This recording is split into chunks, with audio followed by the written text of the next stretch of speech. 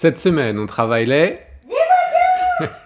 Et pour travailler les émotions, on a une activité qui est très simple, très courte, qui est idéale pour aborder le sujet avec les enfants, développer le vocabulaire autour des émotions, ce qui est super important, parce que quand on doit dire ce qu'on ressent, pouvoir exprimer ses émotions, c'est important de mettre des mots sur ce qu'on vit.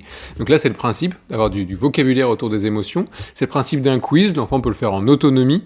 Bien sûr, l'idéal, c'est de pouvoir en discuter avec lui, avec elle. C'est des situations de la vie de tous les jours, ce qui permet justement de pouvoir aborder tout un tas de sujets. Petit bonus, comme le dit si bien Nina, ça travaille aussi l'empathie. Ça fait pas de mal non plus. Et si vous voulez retrouver cette activité et plus de 140 autres, vous pouvez vous connecter ou créer un compte gratuit sur la bibliothèque Osmose et découvrir celle-ci et bien d'autres. Je vous laisse avec l'avis de Nina sur cette activité. Ciao.